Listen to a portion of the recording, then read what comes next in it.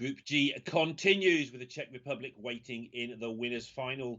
For the winners of this one, we've got rid of Darek, who's boring me. We've got Galen back, and we have Romania and Turkey lined up for you, Galen. Who do you think will do well in this one? I'm going to have to give it to Romania on this one. I really like the player on it.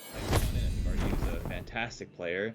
I don't know that much about Hannibal's, but maybe you can enlighten me. You are a stats man yourself, so do you have any interesting tidbits about Hannibal's? Yeah, I was lucky enough to actually meet him in Bucharest. I've known about him for a while. He won, this is how long he's been playing Hearthstone, DreamHack Tavern Tales in 2015. That was like before Naxxramas came out, right? Maybe right after. That's a really good question. Was Nax out? I think Nax was out just. But yeah, he's been around a long time. He's played a lot of Hearthstone, and he knows RDU really well. That lot all get on well. The Romanian community, I think we've said about the biggest and the best and all the different communities. The Romanian community is my favourite community in all of Hearthstone, because although it's not a huge community, they all really do chip in together and support each other. Beside Fujitora was the winner of, I believe, WSG 2017, where he beat Luker in the finals, making everyone who saw that remembers that one. Yep, for many reasons, but I think he has over $150,000 from that tournament alone. So another accomplished player, I would say. Yeah, very accomplished player. Quite a divisive figure. I don't mind saying it if you're not going to. Love-hate sort of character. Doesn't mind saying what he thinks, and what he thinks isn't always agreeable with everybody. But he doesn't mind, that's how he is.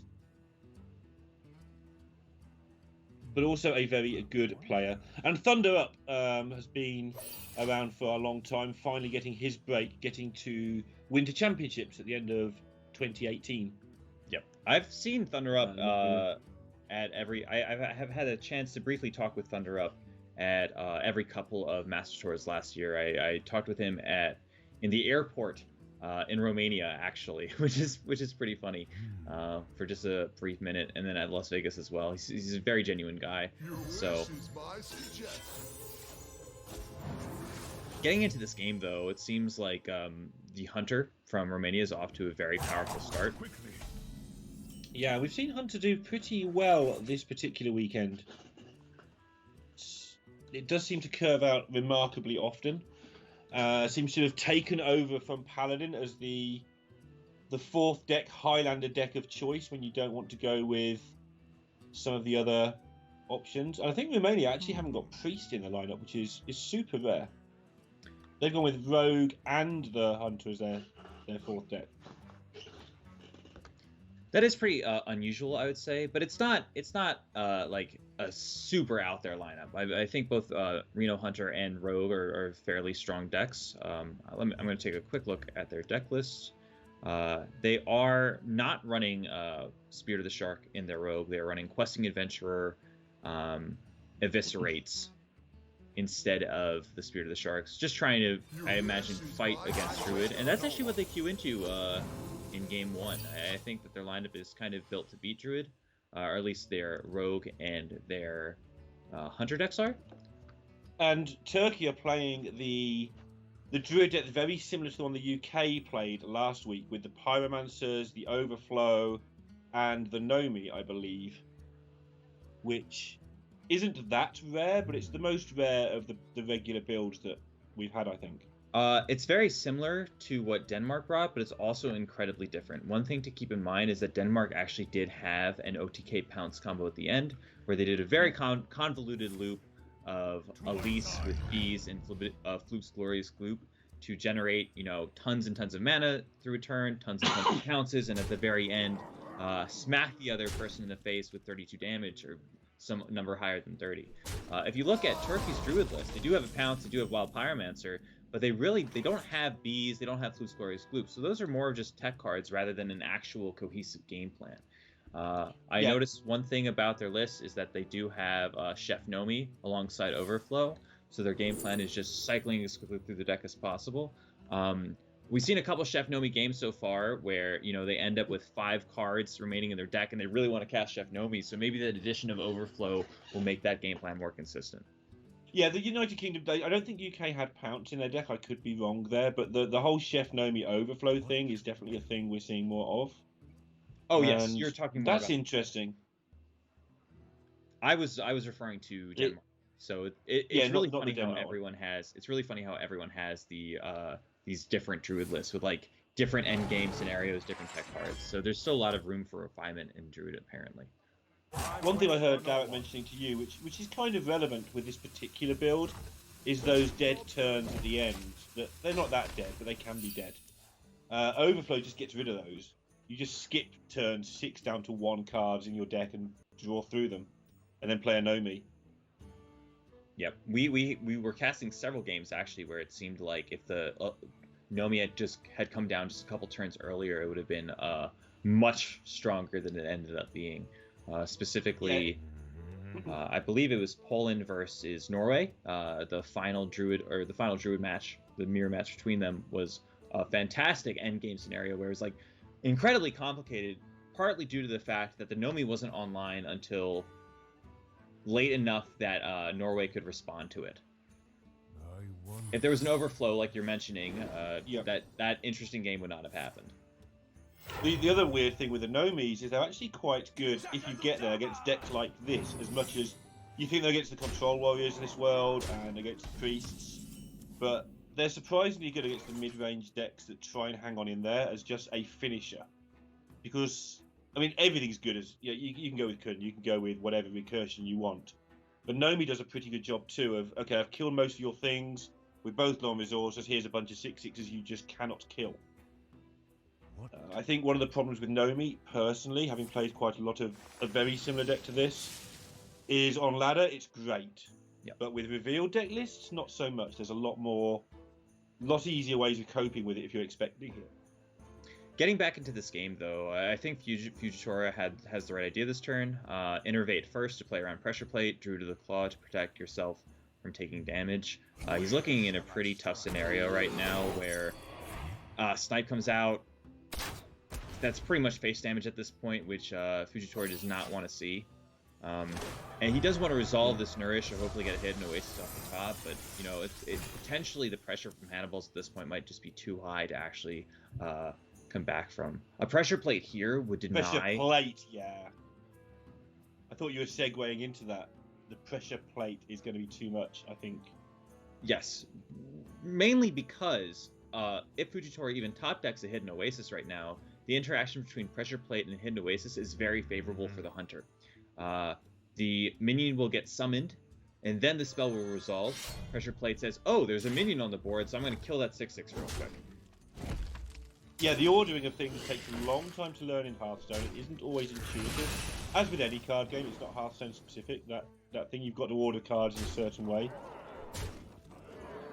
Advanced Rulebook is available online on Wiki, but it's not a light read. There's a huge decision point here for Fujitora, whether you cast Nourish to try to just get through your game plan or Starfall. If you get a Wrath off of this Nourish, there's a good chance you'll stay alive for at least one turn, but it's not guaranteed. I do think, however, that maybe the game plan should start at a Nourish, even though Starfall removes no power. You're going to have to cast Nourish at some point, and it's okay. It could be likely that the Nourish next turn you're still dead. One thing to keep in mind is that if there is a Pressure Plate up, like there is right now, Hannibal's doesn't even need to clear the taunt minion to make full value out of it. You know, if Fujitora still wants to cast his Nourish, that Nourish is going to pop the Anubis-Sat Defender. I wonder. Yeah, I think I get it. I think you're right. Because, yeah, you're just going to be all muddled up in your ordering doing it this way. Because the Hunter just gets to reload tempo-wise over and over. There's a lot going on, and mainly the Nourish was a very low percentage. The path that Fujitora is taking through this game, he still opens himself up to a hidden Oasis off the top to be very powerful, I would say. At least buys him 2 more turns at the bare minimum. So, you know, I think he's leaning more into the hidden Oasis rather than a Wrath off the top. And even if you get that Wrath off the top, then you're nowhere close to being guaranteed back in the game. You know, there's still a lot of fight left in Hannibal's at this point. And this play, he's actually got Hidden Oasis in mind. You can deal with it next turn. With the way that Ziliax interacts, you can choose to split it or you can choose not to, either way. Which means you can deal with most combinations of boards. The second Anubis Death Defender here is a bit upsetting, I would say. if you had casted Nourish the previous turn, that would have been another great pickup alongside Wrath. Yeah. However, that's always said with hindsight in mind. Hidden Oasis here would have been equally, if not more powerful. He's trying to work out what to do with this, knowing that Pressure Plate's a distinct possibility. This is actually really clever to attack first. Yep. One of the secrets about freezing trapping a minion that can cost 0 is that when you make it cost 0, it's going to cost 0. It costs 0. Yeah. Very nice. Escapes the Pressure Plate as well due to the order they drew the cards, to be fair to Romania. They played them as they came. Oasis Surger here. Great pickup. The fact that he gets to play around Pressure Plate this way is like really clever. I like it a lot. It's interesting that the Freezing Trap was just detrimental to Hannibal's game plan here. It's just quite funny. Yeah, it's so awkward, all of it. Still looking good for Romania, but one of those things that can go wrong for sure. The Call of the Wild is looking pretty good, especially given we know their deck is loaded up with so much other stuff, Ragnaros, etc. Lots of ways to sequence this. Wing Blast is most likely coming down this turn, so then it's would you rather Animal Companion and Hero Power, or would you rather Wing Blast? I'm kind of partial to the Animal Companion. Being able to fit in a Hero Power is really powerful, and you also open yourself up to a lot of really powerful outcomes. Stuff like, for example, Leok here would be incredible.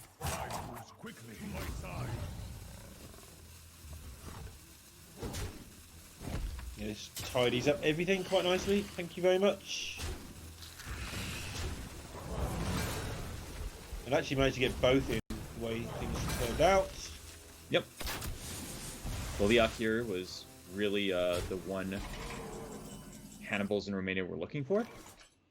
And Fujitora is now in another incredibly difficult spot. I think, based on the fact that Hero Power can just kill Fujitora the next turn, Nourish and Hidden Oasis is the only way to stay alive.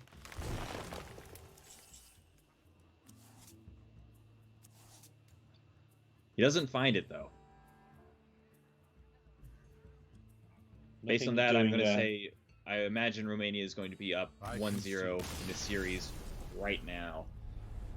And that's a hallmark of what Reno Hunter can do in a lot of these matchups. If you give Reno Hunter time, which is common when you're playing as Quest Druid, they will play minions. They will play a 1-drop on turn 1, a 2-drop on turn 2, if the game is going well, follow up with an Animal Companion, and suddenly you're looking down 8 damage in play that you can't answer. And I mean, Fujitora did a valiant effort. I think that he had a lot of really good sequencing to stay alive in the mid game, playing around Pressure Plate, but it just wasn't close to enough to get him back in the game.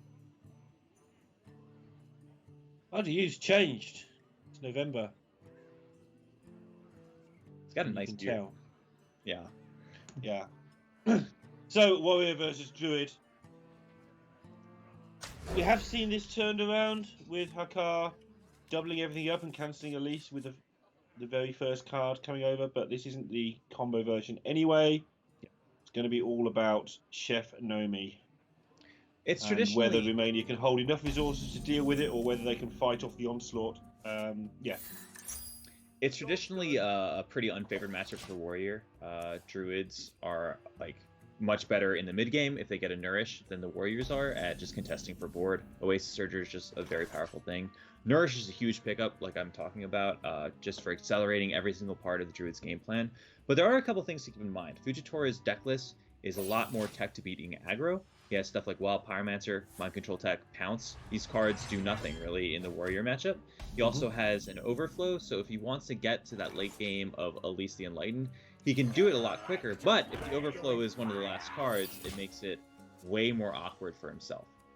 Yeah, Overflow, the only reason I think it's not in every single deck ever is exactly what you just said. It is actually such a weak card in the bottom few cards of your deck, a major inconvenience sometimes, that it hasn't caught on yet as a supremely popular card. But it is starting to see more and more play.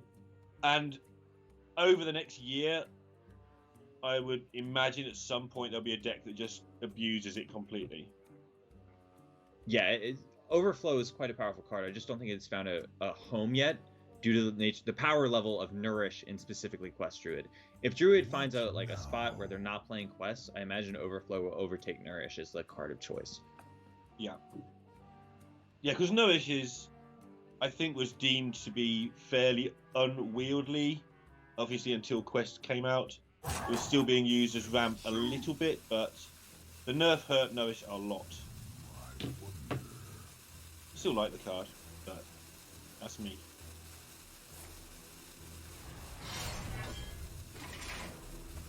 Robin's Projecteer is pretty effective at tidying up the 3-2. Yeah, they need to be effective because the way that Nomi functions, every single board needs to be dealt with very, very efficiently.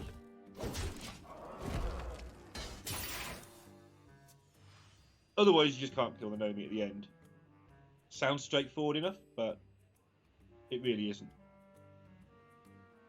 I'd be surprised to see the rest of Mummy come down here, giving Fujitora a free target with his weapons project. Seems like a pretty bad idea. I believe it's called Gearblade. The weapon is called Gearblade. Let me check it out. I'm going to agree with you on that. I'm really, really bad at card names that are actually cards, let alone... It gives you a Gearblade. Like that. Excellent. Gearblade is the name of the card. Gearblade. I wonder how much of the design team's life is spent on thinking of words, like new names. A lot of it is... There's only so many actual weapons, like Big Mace and Swordy McSword, and then you soon run out. I don't think they're going to hire you for the design team. What, for names? Yeah. You've already got flukes and flukes, you'd end up with much more stuff, and there wouldn't be any R's in any of the cards.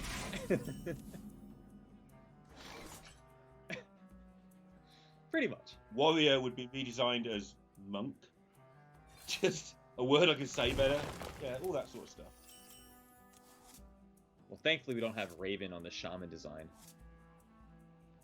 And Raven says it correctly, I just hate to admit it.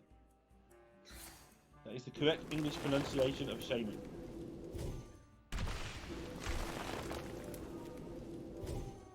But we don't tell him that. We don't let him know.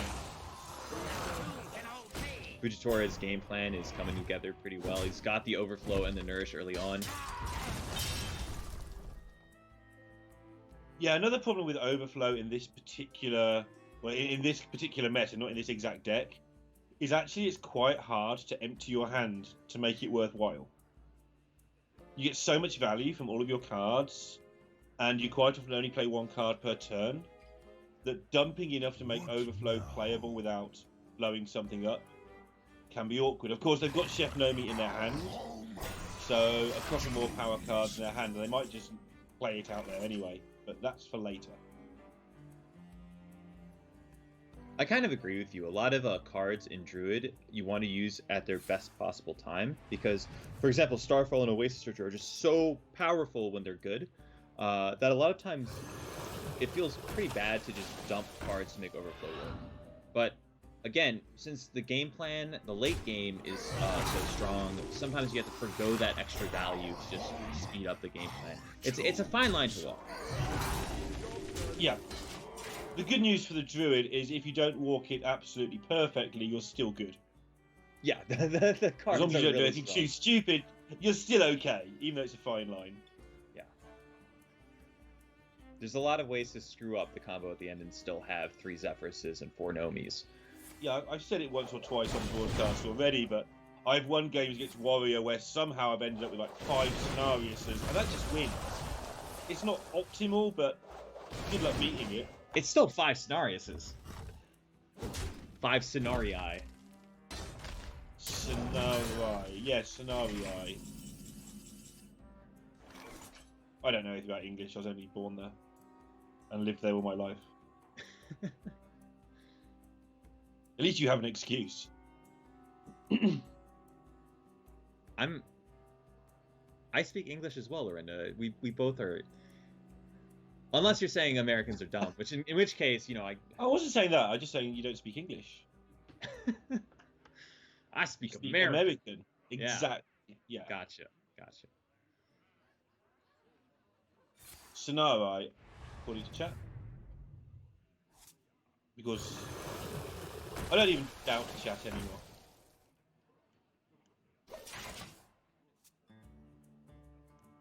Right, so we've got to the point now where Romania have run out of nice options, so they're having to.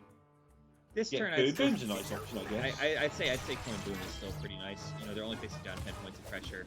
Now it's probably the optimal turn to do it. We actually saw RDU keep Dr. Boom in his opening hand, which kind of alludes to what his game plan is, which is to stabilize at some point in the late game. So the fact that he kept it and only takes 10 on the backswing, I think he's pretty happy with.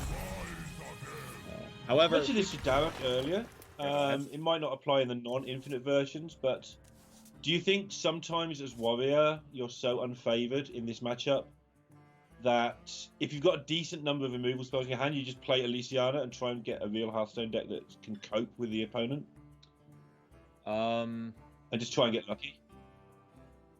You'd have to get unreasonably lucky. I think the Warrior deck that you're stuck with is probably better than what Elysiana has at winning those unfavored spots. I mean, looking at Fujitora's deck list, remember that he doesn't have an infinite, so we're kind of arguing a moot point here. You're arguing in favor of when they have the infinite. But even in that case, I think that there might be a better way of finding that win. You know, leaning in towards the N'Zoth, trying to get there, maybe getting a board that actually resembles significant pressure is the game plan. Oh, he's just going to overflow here. It's quite a few cards. Yeah, he's got most of the stuff in his hand that he needs.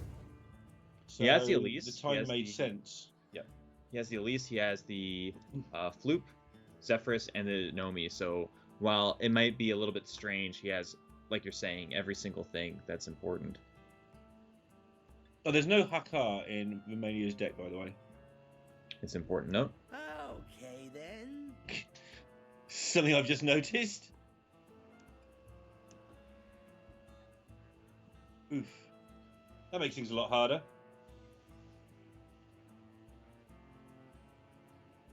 I guess, whatever, yeah.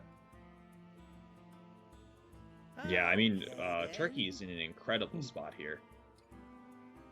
They have everything they do. They just need to empty their hand.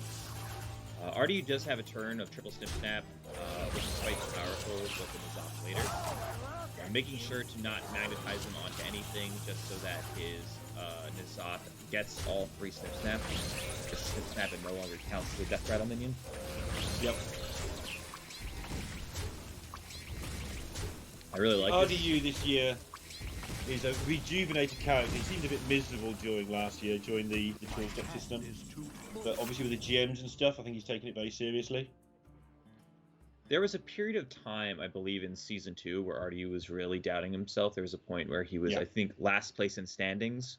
And, you know, he was having that self-doubt of, oh, am I as good as these guys? Can I even win a single game of Hearthstone?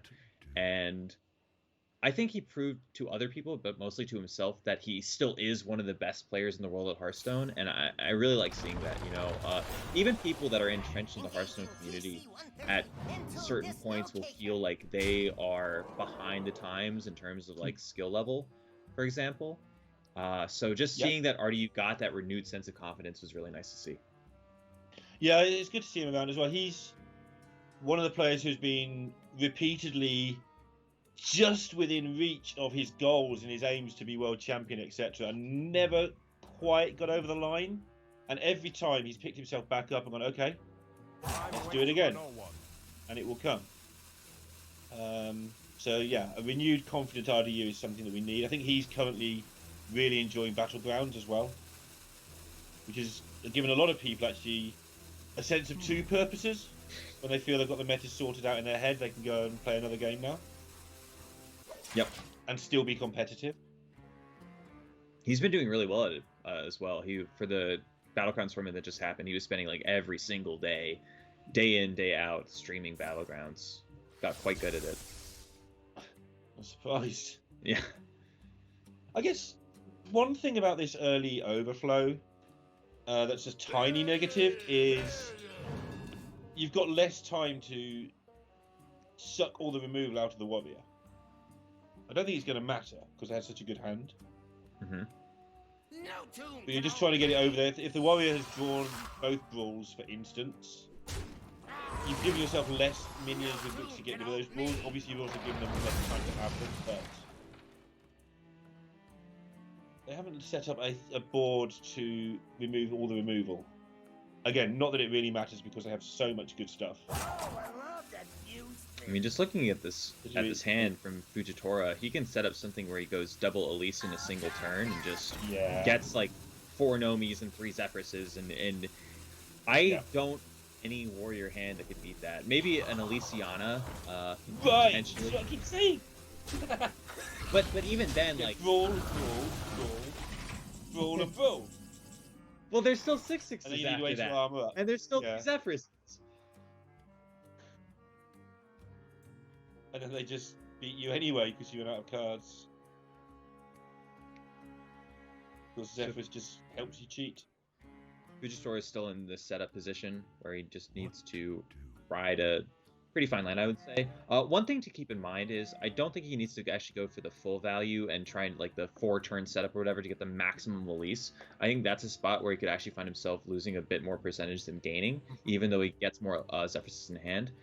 Every single turn that he gets in Fatigue gives RDU a higher window to actually win the game, and every turn that he gives RDU to draw additional brawls, additional Plagueras, for example, it's like you don't really need, or like the whole point of getting that extra Nomi suddenly is all for naught. So with all that in mind, dumping a load of stuff this turn probably makes sense. Yeah, we see a Starfall on a 1/2, which backs that theory quite strongly. In fact, yes, if he's going to Crystal Merchant, he's going to wrap his own Crystal Merchant. Yeah, this is good. This is very good, actually.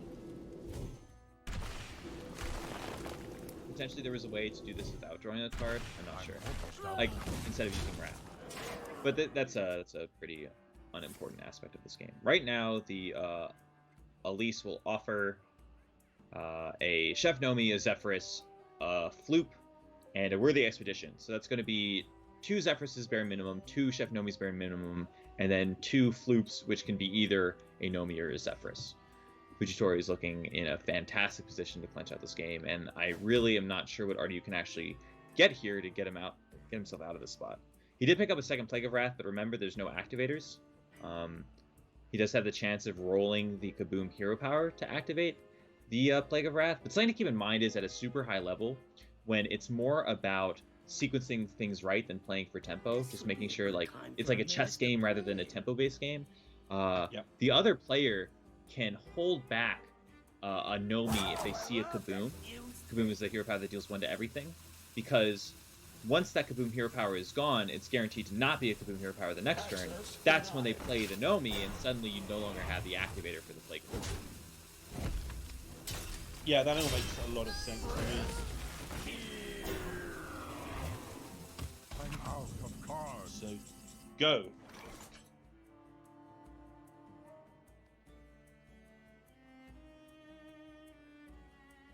Just 1 turn of awkwardness now. I kind of like While they work out where they want to be next turn. I kind of like casting a Crystal Merchant this turn as well, even though it has the potential to draw more cards. If you're going Mordru, Lodi, Crystal Merchant, Elise, you get to have an additional Starfall. You could also like get there's multiple ways of sequencing it to get additional cards.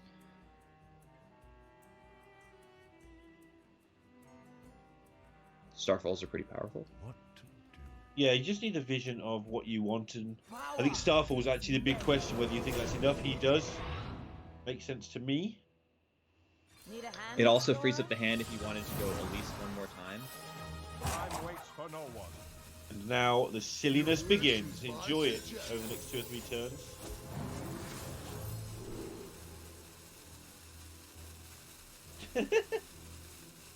Because Moonfire is boosted to 2 damage and kills the 1/2 Yep. for those serious emergencies in life. Because you're only on 63 health. I imagine what that means for Fujitora is just going to be playing Zephyrus first. Tyrion plus Zephyrus, something like that. Try to force out a Brawl, try to force out a Plague of Wrath, and then go for the Nomis. And then you have 4 Nomis to pressure down RDU. 4 is a lot of Nomis. 4 is like way more than enough. 4 is infinity. We've already established this. 4 is not infinity. 5 is infinity. Oh, okay. 2 Brawls, 2 Plagues. That's 4. That's fair enough. But 5, I will tell you, I'll give you, is infinity. I'm good at math. Or maths. Some countries call it. The Blast Shield here is sick. Shield Slam is way better than having to use a Brawl. Wonder how long it'll be before Warrior gets brought a bit less because of this. Looking at the best of 3s in the qualifiers the last couple of days, courtesy of Shanghai's stats, Warrior is very low when it comes down to best of 3 tournaments. Shaman, Rogue, and Priest are dominating those.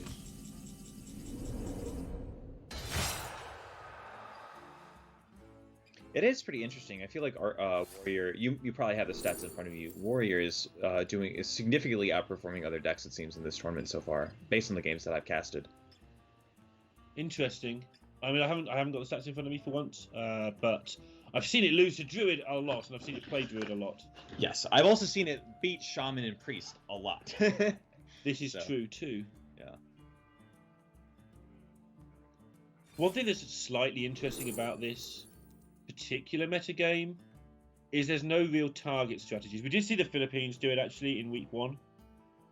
Targeted Rogue largely with their lineup, and we saw somebody else do it who escapes me right now.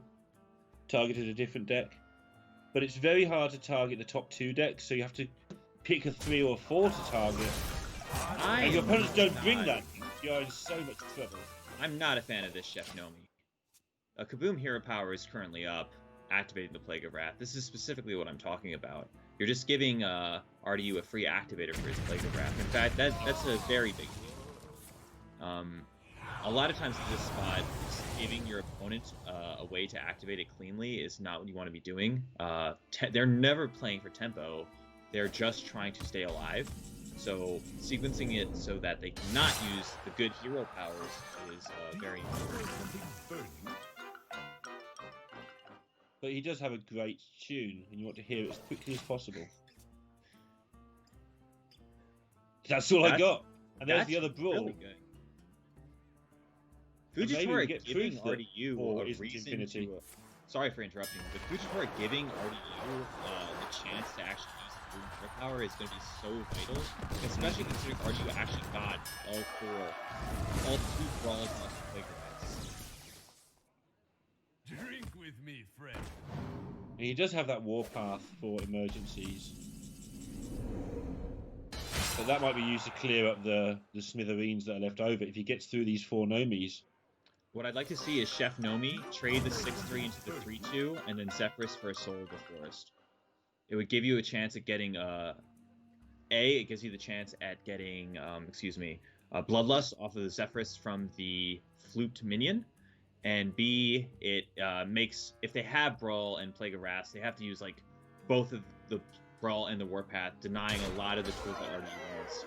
So I think that in this late game, there's a lot of stuff that Fujitora is messing up. Like a 6-3-2, play the 2-mana Zephyrus, get a Soul of the Forest, which I'm almost positive would be offered here.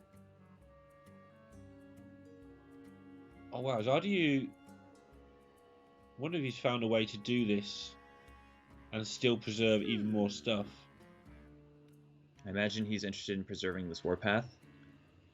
I think he's trying to work out if he can dynamatic. What the chances are hitting 6 individual minions. I can tell you they're not good. But then he does have the Brewmaster to pick up one more. Hitting 5 out of 6 still seems pretty unlikely to me instinctively.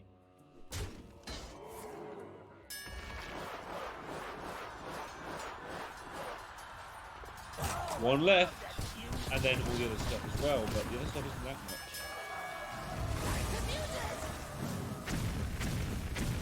Just denying as much damage as possible.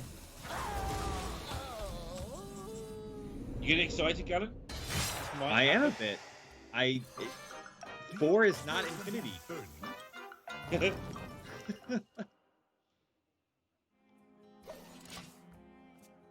Wow. Oh, there's the Nuzok. And don't forget, he's got all those. He's got lots of snip snaps. Snip snaps in the Nuzok. Does he have a Cartoon Defender? I imagine he might have one. I do think that the one Cartoon has been played this season.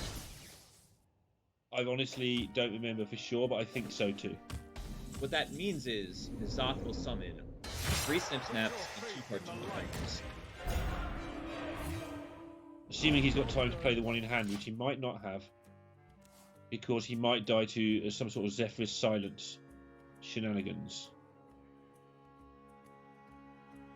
RDU You know when RDU thinks he's doing something great by the way he looks. He's nearly got Outlast. There's 2 Cartoon Defenders. I think he has. This game is very strange to me. Wow. In more ways than one. Yeah. I like what Fujisora did, cycling towards that Chef Nomi. He did overflow to overdraw cards, but I think that in the very late stages of the game, it seems like he thought he just had the game in the bag. You know, he had 4 Nomis, he had 2 Zephyrses, and said to himself, hey, this is easily enough. There's no way that a warrior can beat all of this stuff. So instead of trying to play towards maximizing his outs, it just seems like he just gives up a lot of that because he thought that he had won the game. It was just very sloppy. I'm sure he knows these things. But very lazy. And Twisting Nether not offered though either, by the way. Like you got 4 Nomis and 2 Zephyrses versus a warrior. If you sequence it that right, you're gonna win. Yeah, it was just sloppy laziness, and it's in some ways it's also Thunder Up's job to say, "Hey, stop! We can, we're playing an important game. Let's not get cocky." I'm gonna have to change my notes that say 1-1. RDU smile on his face, 2-0. and the little eyebrow raise is the same thing that I'd be doing in that spot. But a very well played game by Romania. I think that Hannibal's and RDU did a fantastic job piloting it against what I'd say is a very unfavored position for themselves, capitalizing on inarguably the sloppiness of Turkey there to take a hard-fought victory, I would say. So they are up 2-0 against Turkey. They still have Rogue left against a couple unfavored matchups in the form of Quest Druid and Shaman, but I think a significantly favored matchup in Priest. So I think Romania is in a very good spot to take this series. Yeah, they are looking great. Getting that warrior win over Druid just puts you in such an amazing position. We'll find out how amazing that position is. You know the drill. In about 3 minutes from now. See you then.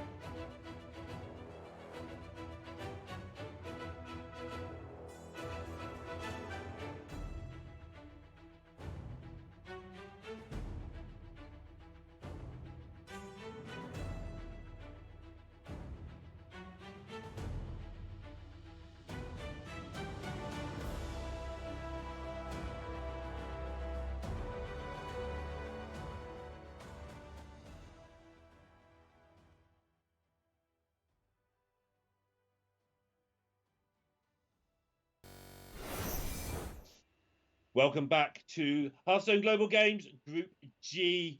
Still 2 more groups to go tomorrow. No, 1 more group to go tomorrow, plus this one. We will be finding the winners of this group tonight or today or wherever you are in the world. Just Rogue remaining for Romania, which is a phrase I never wanted to have to say with my accent, but there you go. Galen, save me. Well, how does this get done? Well, the Rogue with a hard R is going to be very favored in this matchup. They queued into a priest. I think this is the best matchup they have of Turkey's decks. Turkey does have Druid, which is a very unfavored matchup for Rogue, and they also have Warrior, I believe. Here, give me 1 second. I apologize. They have... The Warrior was banned. They have Shaman, which is also an unfavored matchup for Rogue. So, the one thing to keep in mind is that if we do see a Rogue versus Druid game, is that there is a Questing Adventure in Romania's Rogue decklist. Questing Adventure is one of the strongest card in that matchup. It's also quite good versus Priest, I have to say. Priest doesn't really deal with big size minion outside of a Silence. And if they don't find that Silence, then a Questing Adventure could easily get out of range. And I am a big fan of the questing build for this tournament. Not necessarily for ladder, not necessarily for anything else. I just feel that we have yet to see Shark perform very well in anyone's hands but Pheno's. I am going to take a hardline stance and say I like Spirit of the Shark. I would run it in most of my Rogue decks right now. And depending on who you ask, it is either the Giga Nuts, like Pheno would say. You could also ask me, I'd say it's a Giga Nuts, or it is terrible. It's the worst card on the list. You should never run it, according to Jay Alexander, who is a long-time proponent of anything but Spirit of the Shark. I do fall somewhere largely in between that massive chasm of people. I think that the Shark is fine, but I don't think it's necessarily right in this particular meta where there are more aggressive decks than controlling decks. I have a pretty big spiel about Spirit of the Shark, but it really applies to some specific matchups, so I won't get into it now. Mainly, the gist of it is that Spirit of the Shark lets you beat some hands that otherwise Rogue could not normally beat. And it still doesn't guarantee that you beat those hands. For example, something like a Evolve Shaman or Token Shaman, where they go like Desert Hare, Mogu, Flesh Shaper, Evolve. There's not many hands in Hearthstone that beat that. But some of the few that do involve Spirit of the Shark for Rogue. So this is where the discussion becomes really awkward because some of the others involve Questing Adventures. Not as many, though. I do think, and it's somebody in this group, and I can't remember who, but one of the teams in this group has got 2 Questings and a Spirit of the Shark. Maybe that's the way forward. That's fantastic. Let me find out who it is, just in case it is actually these. But I believe it was in the last match. Romania is off to a fantastic start here. An early Edwin that is seemingly unanswered is going to be huge. It's just fighting for board. And it is the Czech Republic, by the way, who have got 2 Questings and 1 Spirit of the Shark. So Faeli and Yarla. Yeah. I'm not going to argue them. So many options. Lots of interesting decisions made here. Hunter's Mark? Yeah, you just want a Hunter's Mark. You don't need it necessarily now. It's basically a sap. Good job, Hannibals. It's better than a sap. It's better than a sap, yeah. So now you never attack with your dagger ever again, unless you're going to definitely re-dagger the same turn. Because you always want to be able to take out the X1 that the Hunter's Mark leaves behind. I imagine Romania will be very happy to see no Psychopomp here. Even if a Psychopomp did come down, they would have a sap to answer the injured Blade Master. But the fact that it's not just makes their life so much easier. I wonder. To be fair, they're in a pretty dominant position from this point onwards. Yeah, I'm just looking how you can get out of this if you are Turkey. The way to get out of this would be to try to set up a board state. Well, okay, because there actually is a way to get out of this. It's always the same, right? It's get Northshire Cleric and No. Healing. I that's actually not what I was going to say. What I was going to say was you want to try to stave off pressure for a couple turns, and then maybe turn 6, turn 7, get something like Wild Pyromancer, Beaming Sidekick your Wild Pyromancer, play an Acolyte, and then start playing spells. At that point, you could clear whatever board state Hannibal's has managed. So the fact that a Wild Pyromancer would be coming down now, I think, is really not the strategy that Turkey should be going for here. I think waiting at least one turn makes a ton of sense. Yeah, I would definitely even I would wait a turn here, I think. You know, you're taking 5 damage, but you're using up so many of your resources to accomplish this. It is a full clear, but remember that a lot of Hearthstone is about resource management, and while full clears are great, they aren't always how you win a game of Hearthstone. Yeah, the first thing you teach somebody who's learning Hearthstone is keep control of the board, kill all the opponent's minions, have some minions of your own left. And then you build on that and say, well, actually, sometimes you don't kill their minions, you hit them in the face. And then you have to actually start really thinking what to do. And a lot of thinking. The art of doing nothing, I think, is the one the top players have got down at the absolute best. Yes, and it's super difficult because or Combo Priest specifically, is not a deck where the art of doing nothing normally applies.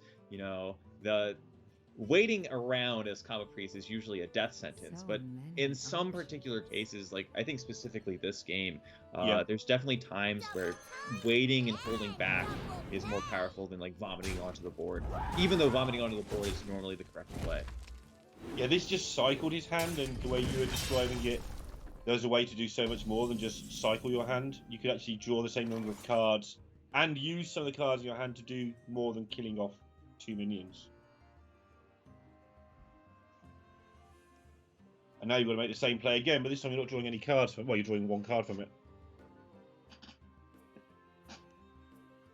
Because this is the destiny that you have chosen. Again, I would like to see a pass here, just doing nothing. Seems Well, this time he does. Which is interesting to me, because he definitely understands the concept. He wouldn't, because he didn't before. People tend to follow the same pattern of play.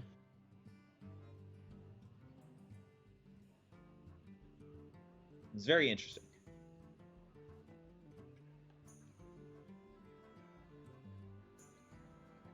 So Romania has to be feeling pretty fantastic here. They just have to avoid the worst case scenario of things that could happen. Place to hide. Yeah, the second you start going wide against Priest, okay, we can see the second Pyromancer, is usually the beginning of the end, especially when you've got that Hunter's Mark as a backup man. From Romania, I think playing the I don't even want to guess the name of the card. Is that Wasteland Wanderer, the 4/2 with stealth? Honestly, don't ask the name of cards. Is that the Lifesteal? Wasteland Assassin, potentially? Still don't know the name of cards. I think the Bone Wraith may have been slightly better just to play around the second Wild Pyromancer, even though it was fairly unlikely. I like the good old days when you only had to know the name of the card in the deck. Place to hide.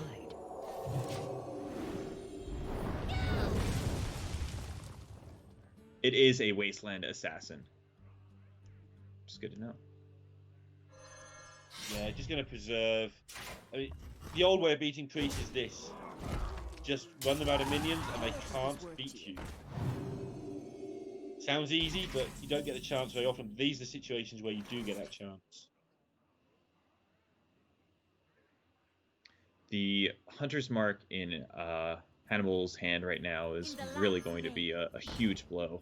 Fujitora hasn't really picked up the card that he needed, specifically Buon Samdi. Hey, I got you, friend.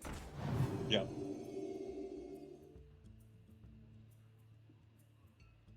Yeah, that's no use now anyway. Basically, all of the one-drops have gone. I respect the Divine Spirit here. It doesn't pan out very often, but when it does pan out, those are generally the games that you find yourself a chance to win. Hunter's Mark, though. Unlucky.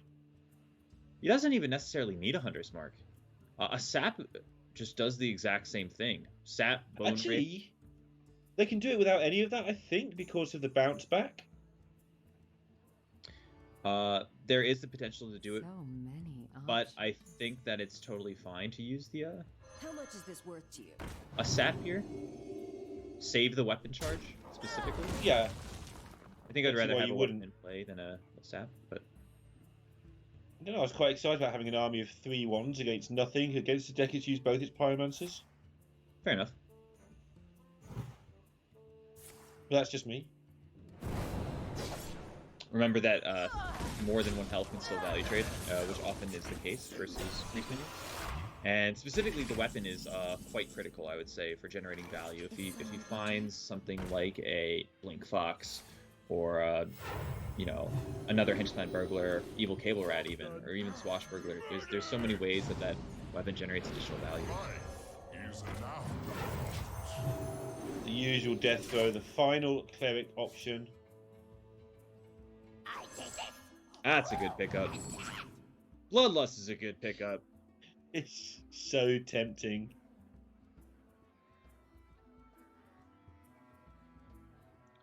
$21 in play right now with the Bloodlust.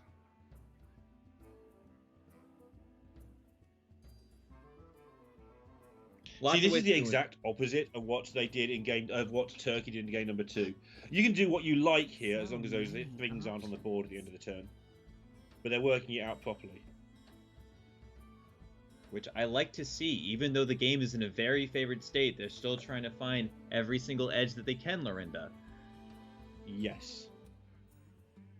We've already seen in this series how important that is. So Even when you're many very ahead, you have to make sure you're not giving the opponent any outs. When you're playing against RDU and Hannibals, who are both very strong players, Right. giving them outs to win the game is not a good idea.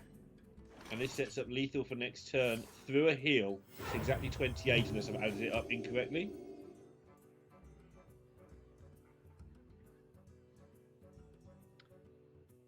I am counting. And I give it up anyway. We don't get to see the Bloodlust for finale. 3-0. And we don't see many 3-0s for Romania. Walked it. Yeah, I mean, we don't just see many 3-0s in general. I feel like we've seen a lot of 3-1s just due to the power level of certain decks like Shaman that are almost like guaranteed to get a win. Warrior as well has been getting a lot of wins. But yeah, I mean, this is a pretty dominant performance. I think that Romania played it calm and collected the entire time. They started off with a very unfavored matchup with Warrior versus Druid, and the game itself, I'd say, was pretty unfavored for them as well. But they kept their cool. They played it well the entire way through. There was a kind of a pivotal moment where Turkey gave them a chance to use their Kaboom hero power for great effect with that Plague of Wrath, and afterwards, I'd say, you know, they pretty much did like the perfect sequence and combination to get to a point where they could land in a Zoth and be ahead on board after turn of just being so far behind, staving off lethal. So that continued throughout the series, and I think it was just a very well played series by Romania overall.